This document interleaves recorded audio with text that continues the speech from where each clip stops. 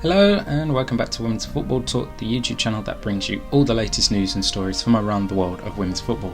Now before we get into this video, make sure you like and subscribe and turn on the post notification bell so you never miss a video of ours, and make sure you're following us on Twitter and Instagram for all the latest news and stories from around the world of women's football.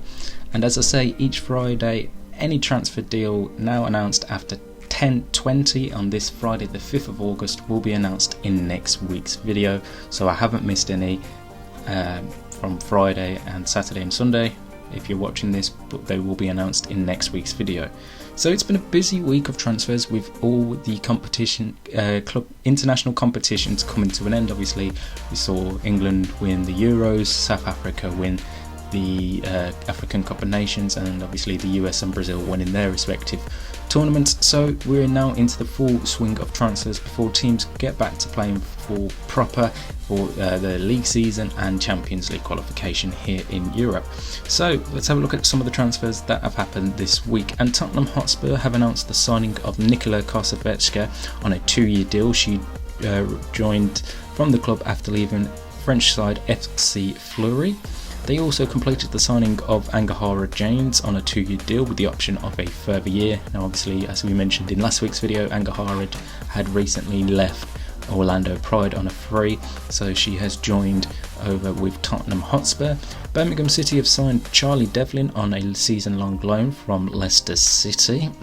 Brighton and Hove Albion have been busy this week with 2 deals. They have signed Ewan Park on a 2-year deal subject to international clearance, and they have also signed Elizabeth Turland from SK Braun on a 2-year deal. Liverpool have announced that Niamh Fahy, club captain, has signed a new deal to remain at the club. However, contract terms for Fahy's deal weren't disclosed.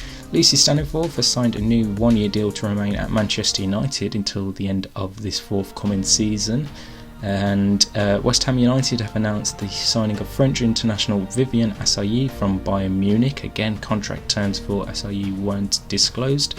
Everton have announced that Kenzie Weir has signed her first professional contract with the club after agreeing a 3-year deal with them until the end of June 2025. And just this morning they have announced the loan signing of Emily Ramsey from Manchester United for this forthcoming season.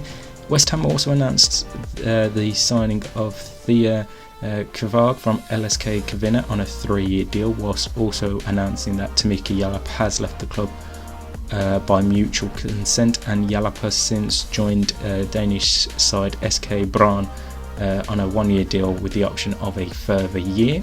Rytting have completed the signing of Becky Jane on a 1-year deal after she recently left Charlton Athletic, so she's back at Reading. Real Madrid have signed 2 players this week. They have signed Sandy Toletti from Levante UD. Contract terms for Toletti weren't disclosed, and the same with Kathleen Souza, who they have signed from Atletico Madrid. Charlton Athletic have signed Poppy Soper on a 2-year deal. Soper, who spent last season on loan at Plymouth Argyle and was on a dual registration with Chelsea, recently left Chelsea and has joined Championship side Charlton Athletic.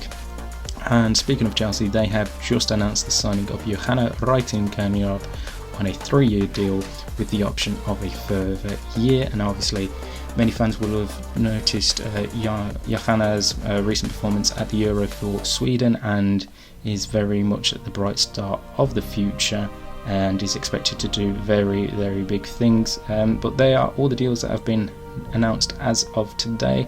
Now obviously there was talk that Nikita Paris to Manchester United will be done this week. However, as of time of recording, Nikita Paris' move has not yet been announced, but I would expect that to be a formality of just getting announced over the coming days. So that will be in next week's video. But like I said, now that we are past all the competitions for international sides, expect transfer deals to come up quick and fast, as we have just over a month until the start of the WSL season. And obviously the Champions League's back in like a week and a half now as well, so expect teams to be very busy over these next couple of weeks to try and get all their players in before the start of the new season. Right, that is everything for today's video. Make sure, like I said at the start, you like and subscribe and turn on the post notification bell so you never miss a video of ours, and that you are following us on Twitter and Instagram for all the latest news and stories from around the world of women's football. And we'll be back next week to look at all of next week's deals. And until then, we'll see you soon.